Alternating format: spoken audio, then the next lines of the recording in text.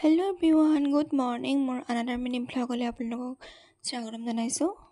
আৰু আজি হৈছে ৰাতিপুৱা ইয়াৰ পৰিৱেশ ইমান বৰষুণ দিছে মৰাণত। সকলোৰে চাগে একেই অৱস্থা, কাপোৰ কানি একো শুকোৱা নাই। আৰু এইফালে খুৰাকে চাওকচোন, আমাৰ বেটিকজনীক ইমান ধুনীয়াকৈ নচাই আছে আৰু তাই মোলৈ চাই আছে। কাৰণ কেলৈ জানেনে? কাৰণ মোৰ হাতত আছে মোবাইলটোৰ এট্ৰেকশ্যন।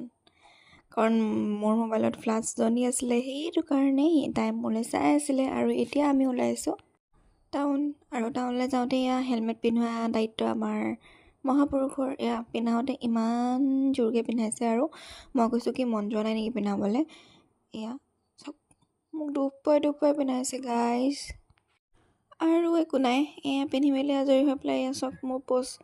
আৰু এয়া মানুহজন, আৰু আজিকালি হাফ পেণ্ট পিন্ধিয়ে যায় বাৰু টাউনলৈ, একো নাই, ল'ৰা মানুহৰ কথা, চিম্পল। আৰু এয়া মই গান গাই ওলাই গৈ আছোঁ। একো গান গোৱা নাই, মিছা, মই গান গাব নাজানো, কিন্তু মানে কুকুৰকেইটাক দেখি পেলাই গান গাই গৈ আছোঁ। সেয়াই আৰু গৈ মেলি লওঁ, তাত গৈ লগ পাই চব লগক। আৰু এইফালে চাওক, মই বজাৰ কৰিবলৈ আছিলে দুটামান, আৰু বিয়া এখনো আছে, তাৰ কাৰণে গিফ্ট আনিব আছিলে।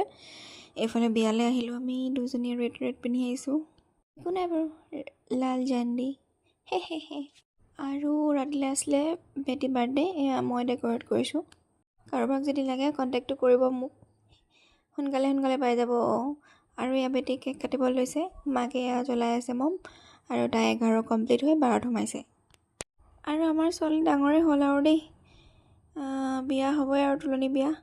ডাঙৰ বিয়াখনো খাবলৈ পাম সোনকালে, সৰু বিয়াখন খাই লওঁ ফাৰ্ষ্টে, সেয়া বুলি ভাবি আৰু মুখতে লোভটো লৈ ৰখি আছোঁ। আৰু এইয়া আমাৰ গাইসকল চবেই কেক কটা চাই আছে, সেই বুলিও মই ধুনীয়াকৈ চাই আছোঁ, লগতে ভিডিঅ' কৰি আছোঁ। ই আকৌ একেবাৰে দূৰৈতহে বহিলে, আৰু তাৰনো কি হ'ল জানো দূৰৈত বহিবলৈ। সেয়া বেটি লগৰ চবেই মিচিক মাছাক কৰি আছে, আৰু দেহাটো একেবাৰে আৰু থাকেই ৰেডি একদম কেক কাটিবলৈ। চব টাইমতে পূৰা সি ফ্ৰী, ধুনীয়াকৈ থাকে। আৰু কেকটো কাটিব যদি তাক নিদিয়ে মুখখন ফলাই থাকে, সেয়াই আৰু তাৰ কথা। আৰু এয়া হৈছে আমাৰ মানুহজন, ইমান ধুনীয়াকৈ হাই দি থাকে, এনিটাইম হায়ে দি থাকে, তাৰ বায়ে নাহেই, হাই দি থাকে।